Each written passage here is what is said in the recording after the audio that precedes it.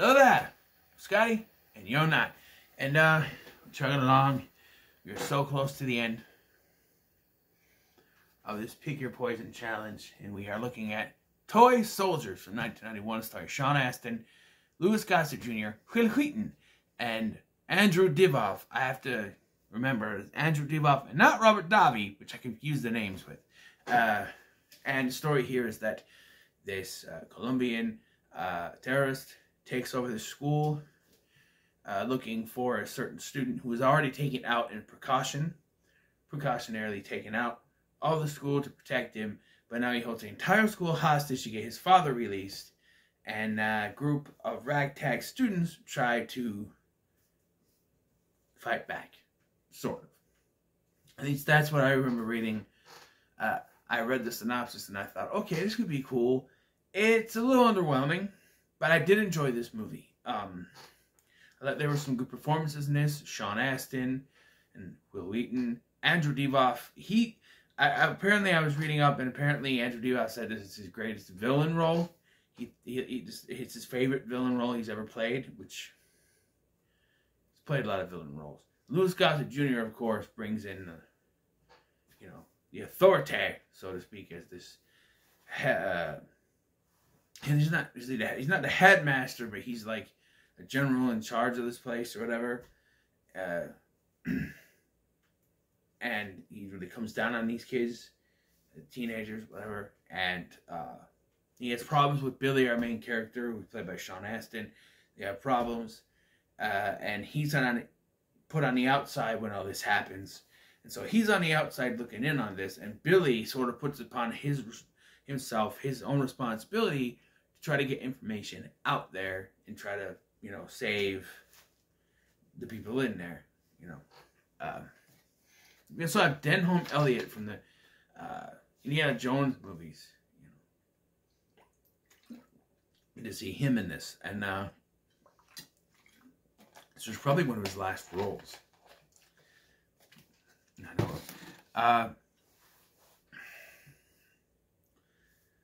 I like some of the action scenes in this. They're like big action scenes, but there is a tense scene where Billy sneaks out when they distract the people. He gets out and he gives information to the military and goes, "I gotta get back." And they're like, "No, you have to stay here with us. If you go back, they will kill you." And he's like, "I have to get back, or they will kill other people if I'm not there."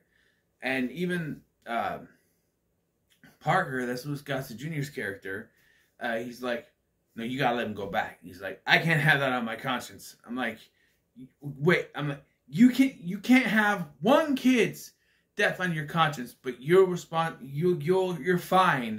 with 5 other people's deaths on your conscience if he doesn't come back? Because they take count. Every time something big happens, they take count to make sure there's 91 still there. And or 92, whatever.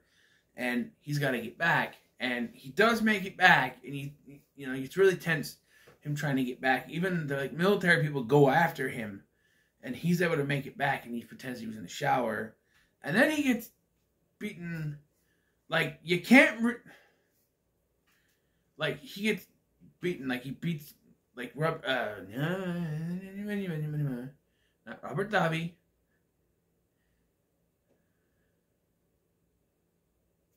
I lost it. The main character. The main villain, I guess I should say.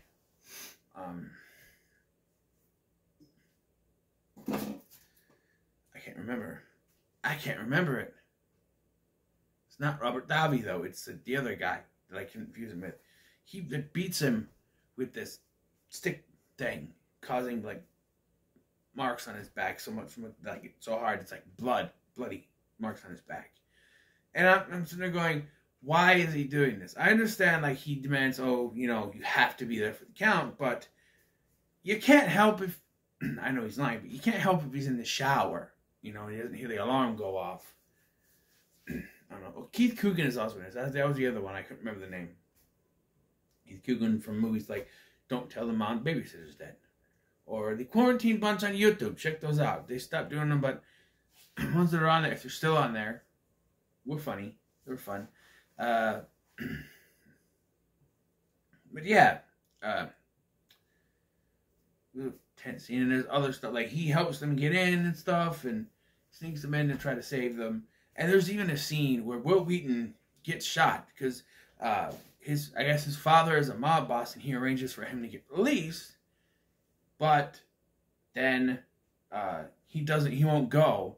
He takes one of the bad guy's guns, which results in him getting shot. In retaliation, the mob boss kills the bad guy's father.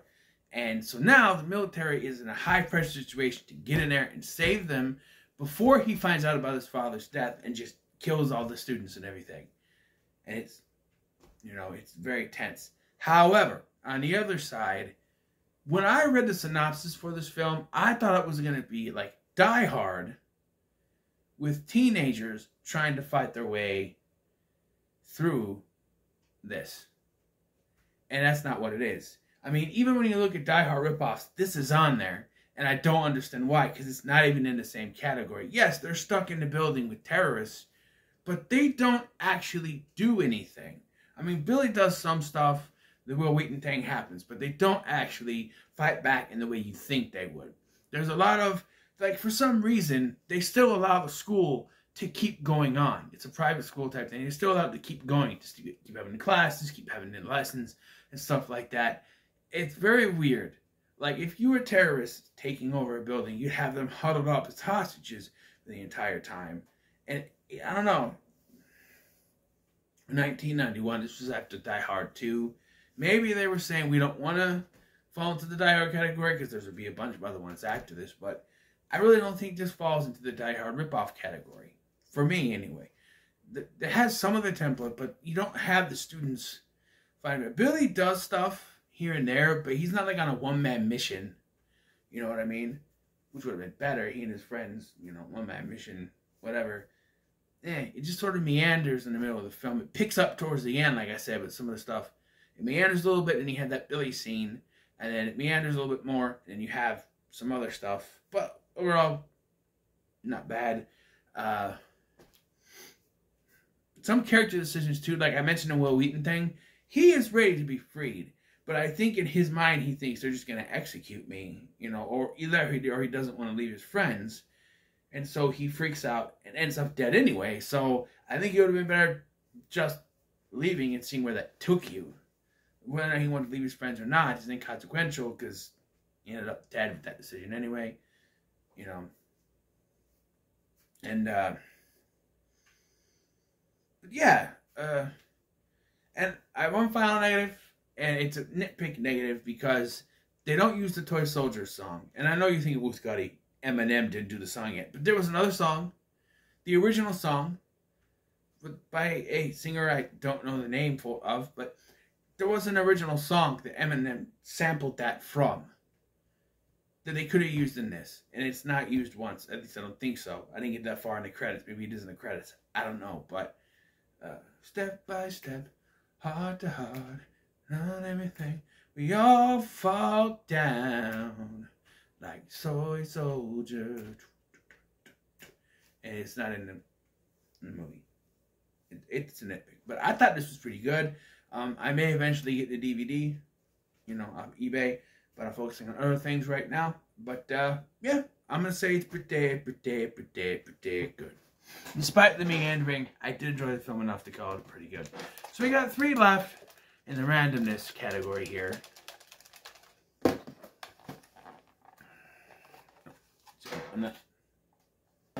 See. Bruce Willis. Alright, Bruce Willis. Now, I've been lucky to find all 3 of these other ones that are left in the random category on streaming services. So it'll be easy for me to watch it when I work or if I need to kind of,